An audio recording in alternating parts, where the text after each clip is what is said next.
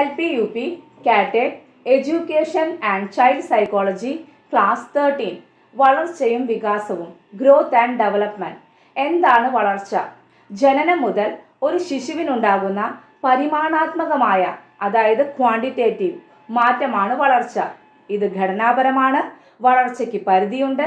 പരിപക്വത എത്തുന്നതോടെ വളർച്ച നിലയ്ക്കുന്നു. Next one, വികാസം, ഡെവലപ്മെൻറ്റ്.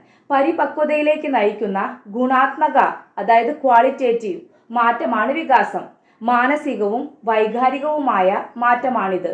വളർച്ചയോടൊപ്പം വികാസം ഉണ്ടാവുകയോ ഉണ്ടാകാതിരിക്കുകയോ ചെയ്യാം. ഇതിലെ വളർച്ച, അതായത് ഗ്രോത്ത് എന്ന് പറയുന്നത് ക്വാണ്ടിറ്റേറ്റീവ് ആണ്. വികാസം, ഡെവലപ്മെൻറ്റ് എന്ന് പറയുന്നത് ക്വാളിറ്റേറ്റീവ് ആണ്. ഈ 2 പോയിന്റ് നമ്മൾ ഓർത്തു വെക്കണം. വളർച്ചയും വികാസവും ഒരു താരതമ്യം. വളർച്ച പാരിമാണികമാണ്, അതായത് ക്വാണ്ടിറ്റേറ്റീവ് ആണ്. വികാസം ഗുണാത്മകമാണ്, അതായത് ക്വാളിറ്റേറ്റീവ് ആണ്. വളർച്ച ഘടനാപരമാണ്, വികാസം നിർവഹണപരമാണ്. വളർച്ച അനുസ്യൂത പ്രക്രിയയല്ല, പക്വത പ്രാപിക്കുന്നതോടെ അത് അവസാനിക്കുന്നു. നോട്ട് എ കണ്ടിന്യൂസ് പ്രോസസ് ആണ്. വികാസം ഒരു അനുസ്യൂത പ്രക്രിയയാണ്, അതായത് കണ്ടിന്യൂസ് പ്രോസസ് ആണ്. വളർച്ചയുടെ ഫലമായിട്ടുണ്ടാകുന്ന മാറ്റങ്ങൾ നേരിട്ട് നിരീക്ഷിക്കാനും അളക്കാനും കഴിയും. വികാസ ഫലമായിട്ടുണ്ടാകുന്ന മാറ്റങ്ങൾ പലതും നേരിട്ട് നിരീക്ഷിക്കാനോ അളക്കാനോ കഴിയില്ല.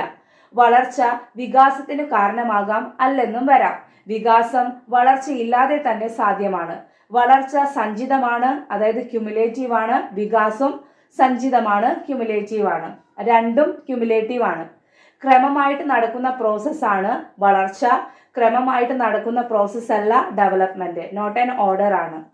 Thank you.